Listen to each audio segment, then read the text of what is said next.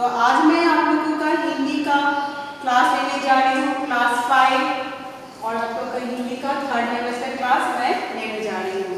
तो इसके पहले मैंने आपको ई और ई की यानी छोटा ई और बड़ी ई की मात्राओं के बारे में मैंने आपको बताया था। तो आज मैं ऊ और ओ की मात्रा अर्थात बड़ा ऊ और छोटा ऊ की मात्राओं के बारे में बताया जा रही हूँ। जैसे कि आप लोगों को मैंने बताया है कि ऊ की मात्रा और ओ की मात्रा कौन सी है, वैसे होती है। जैसे कि आप लोग जानते हो कि ऊ की मात्रा हम लोग ये ऊ है, ठीक है, इसको हम लोग छोटा ऊ भी कहते हैं और उसकी मात्रा हम लोग ऐसे लगाते हैं। तो मैंने मात्राओं के ऊपर आप लोग को वीडियो पहले ही भेज दिया है, तो आप लोग जानते हैं कैसे इसका लगाया जाता है।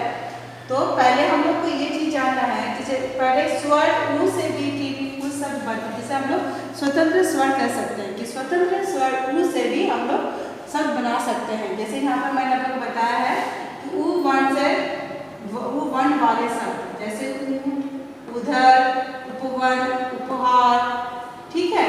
तो इस तरह से आप लोग स्वतंत्र ऊ से भी शब्द बना सकते हैं। फिर हम लोग देखेंगे कि ऊ की मात्रा से आप लोग कैसे शब्द बना सकते हैं या फिर आप लोग कैसे बना सकते हो। ऊ की मात्रा वाले शब्द ऊ की मात्रा हम लोग ऐसे लिखते हैं। जैसे आप लोग को पहले भी मैंने कहा है कि जब हम लोग स्वर की मात्राओं को व्यंजन वर्ण के साथ लगाते हैं तो उससे आपको एक नया शब्द मिलता है। जैसे का एक क्या है, का आपका है व्यंजन वर्ण, का है आपका व्यंजन वर्ण और ये है ऊ की मात्रा। तो ऊ एक स्वर है तो उसकी मात्रा क्या है, ये हम लोग ऐसे करते हैं, ऊ की मात्रा ऐसा होता है। तो जब हम ये मात्रा का एक व्यंजन है, का जो ऊ की मात्रा जब लगती है तो क्या बनता है, कु। तो इसी को हम लोग शब्द में तोड़ के मैं आपको बताती हूँ। जैसे यहाँ पे है कल, तो क के साथ जब आप ऊ की मात्रा लगाते हैं तो ये कैसे बनेगा, कुल, ठीक है। तो फिर इसका आप और एक शब्द में बताती हूँ। जैसे है पल,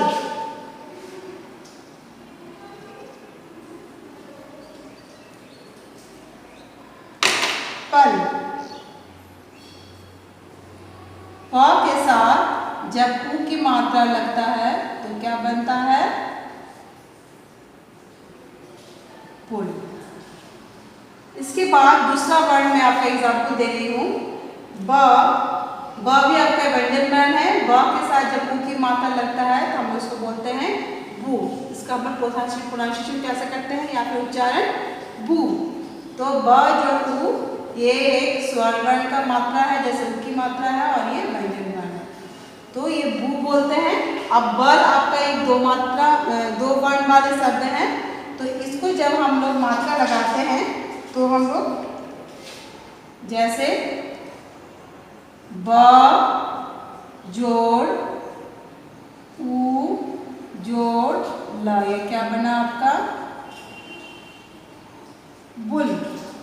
फिर मैं और एक आपको उदाहरण देती हूँ, गल,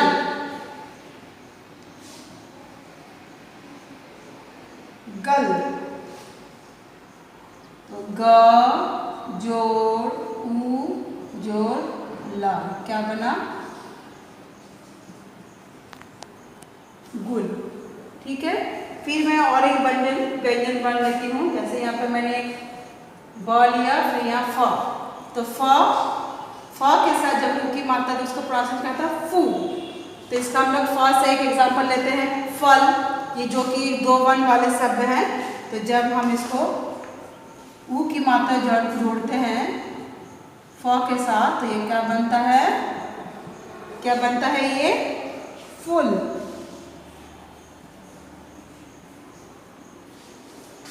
तो फिर क्या हो, घन। और एक एग्जाम्पल मैं लेती हूँ, घन,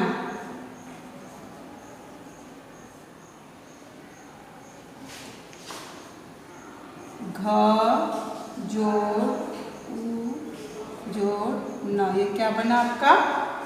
घुन। ठीक है, तो यहाँ पर देखिए ये मैंने इसके सारे एग्जाम्पल दे दिए हैं। फिर चा के साथ जब लगाते हैं तो ये क्या बनता है? चा एक व्यंजन वर्ण है, च जोड़ ऊ, फिर इसको क्या बोलते हैं हम लोग? चू। तो ये यहाँ पर आपका 2 वर्ण वाले शब्द है चल। तो इसको जब हम लोग लिखते हैं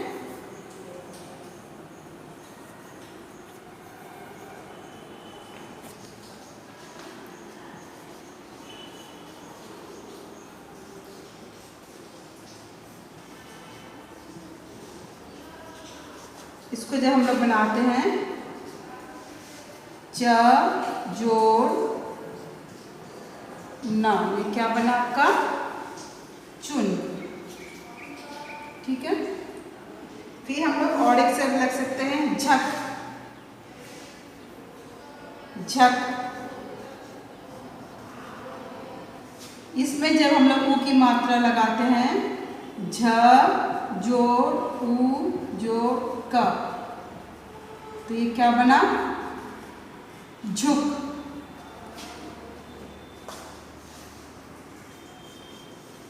ठीक है, तो देखिए तो आप लोग कैसे बना सकते हैं। अगर आपके पास दो वर्ण वाले शब्द हो या फिर 3 वर्ण वाले शब्द हो, ठीक है, तो आप उसमें अगर आप ऊ की मात्रा लगाते हैं तो ये कैसे बना? कल से क जोड़ ऊ ला कुल, पल से प जोड़ ऊ जोड़ ला पुल, बल से ब जोड़ ऊ जोड़ ला बुल, गल ग जोड़ ऊ जोड़ ला गुल, फल फ जोड़ ऊ जोड़ ला फूल, घन घ जोड़ ऊ जोड़ ला गुण, चन च जोड़ ऊ जोड़ ला चुन, और झक से झ जोड़ ऊ जोड़ क झुन। आप लोग को ये हमेशा याद रखना चाहिए कि आप जो भी शब्द बनाए उसका कोई अर्थ होना चाहिए। ठीक है, जब आपको कोई शब्द का अर्थ हो तो ही आपका शब्द वो ठीक माना जाएगा। तो यहाँ पर मैं और कुछ शब्द मैं लेती हूँ, मैं आप लोगों को बताती हूँ जो आपके किताब में भी दिया हुआ है। ठीक है, ये सभी है जब ऊ की मात्रा लगाते हैं, जैसे कुटिया, ये क्या है? ये आपका ऊ की मात्रा है, तो कुटिया क के साथ लगा है कुटिया। फिर ये भी ऊ की मात्रा है सुराही। ठीक है, फिर ये बुलबुल, ये सभी ऊ की मात्रा लगा कर ऐसे शब्द बने हैं बुलबुल। फिर कुछ, ये भी ऊ की मात्रा है। फिर पुड़िया, पुड़िया, सुपारी, सा के साथ ऊ की मात्रा लगा के बना है सुपारी। चुन, चा के साथ ऊ की मात्रा और मुआ के साथ ऊ की मात्रा चुन, और ब के साथ बू अन्ना बुन। फिर बना है आपका चूहिया, च जड़ ऊ चूहिया। फिर बना है आपका पुजारी, पुजारी पुजारी। फिर क्या बना? बुधबुध। ठीक है, ये सभी आपका ऊ की मात्रा। फिर बुढ़िया, बुढ़िया बुढ़िया। फिर बना आपका फुलबाड़ी, सभी देखिए व्यंजन वर्ण के साथ ऊ की मात्रा लगा है। फुलबाड़ी, फ जोड़ ऊ ला फुलबाड़ी। फिर कुमकुम, इस दोनों में ही आपको ऊ की मात्रा लगा है। फिर गुड़। तो इस तरह से बहुत सारे, ये सारी किताबों में आपके दिया हुआ ये सारे शब्द जो आप लोग को ये पढ़ेंगे तो आपको पता चलेगा। तो सभी आपको यही सब नियम फॉलो करके आपको बनाना है। जैसे एक है फूल ती ला, इसमें भी देखिए आपका ऊ की मात्रा लगा है। फिर है मुर्गी, मुर्गी। फिर आपका है दुकान। फिर आपका है चूहिया, ये सभी आपके और बहुत सारे शब्द हैं। ठीक है, चूहिया, कठपुतली।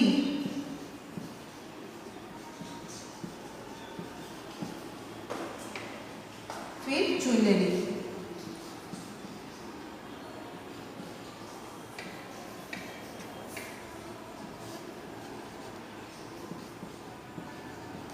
चुनरी। तो ये और काफ़ी सारे शब्द हैं, तो आप लोगों को इन शब्दों को याद रखना है। ठीक है, और मैं आप लोगों को बताती हूँ, जैसे आपके कोई शब्द दिया रहेगा चूहिया, ये एक शब्द है। अगर आपको इसका विच्छेद करना है, ठीक है, तो फिर आप कैसे करोगे?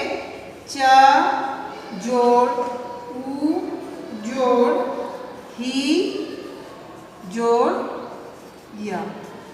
या फिर आप इसको अलग अलग भी कर सकते हैं, ऐसे भी कर सकते हैं और ये भी कर सकते हैं।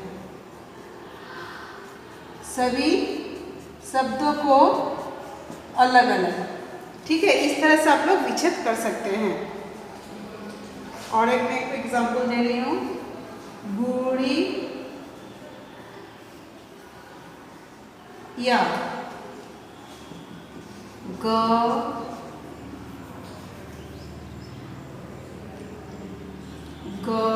जोड़ उ जोड़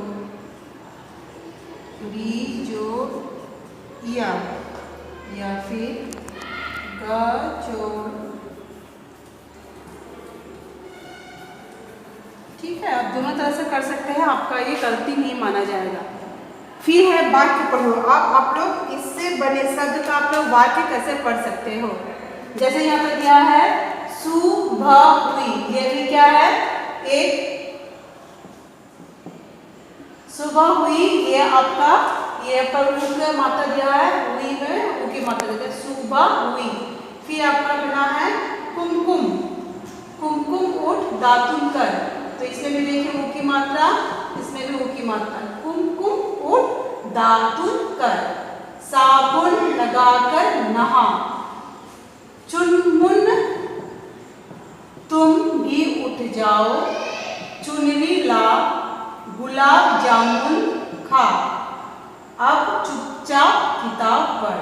तो इसमें सुबह उठने के लिए कहा गया है कुमकुम उठ दातुन कर, उठ कर फिर दातुन कर, फिर साबुन लगा के नहाओ यानी नहाने के लिए कहा गया है। चुनमुन तुम भी उठ जाओ, फिर कहा गया चुनमुन तुम भी उठो यानी कुमकुम चुनमुन दोनों उठ जाते हैं, फिर चुन्नी लाते हैं और गुलाब जामुन खा, अब चुपचाप किताब पढ़। तो ये आप लोग को पढ़ने के लिए बताया गया है कैसे आप पढ़ोगे, ठीक है। तो ये आप लोग का ये हो गया है।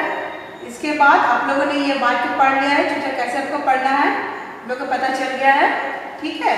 इस तरह से छोटी छोटी वाक्य आप लोग पढ़ सकते हैं। फिर और एक चीज़ मैं आप लोगों को बताना चाहती हूँ, जैसे मैंने आप लोगों को यहाँ पे कहा है कि व्यंजन वर्ण के साथ जब आप लोग उ की मात्रा लगाते हैं तो उसका आप लोग कैसे शब्द बना सकते हो। तो और एक व्यंजन वर्ण है, जैसे र भी एक व्यंजन वर्ण है। जैसे आप लोग सभी व्यंजन वर्ण में क्या होता है, जब भी आप लोग उ की मात्रा लगाते हैं तो आप लोग व्यंजन वर्ण के नीचे लगाते हैं, लेकिन र व्यंजन वर्ण में आप जब मात्रा लगाते हैं उ की मात्रा आप उसके मध्य में लगाते हैं, ठीक है। ये चीज़ आपको बच्चे हमेशा इसमें गलती करते हैं, तो आप लोग को ये चीज़ आपको समझना है कि र में आप लोग कभी भी नीचे नहीं मात्रा लगा सकते, वो आपको मध्य में लगाना है, ठीक है। तो मैं आपको एक लिख के बता रही हूँ,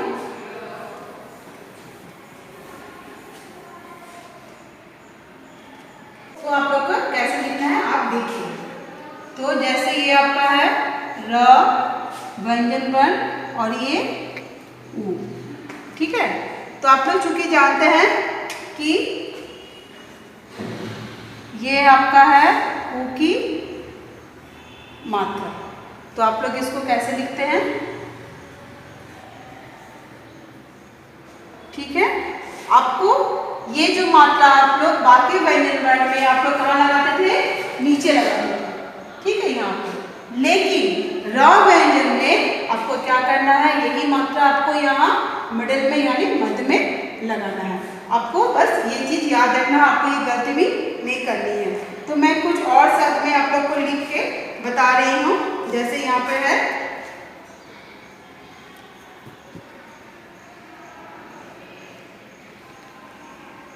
रुचि, फिर है रुई,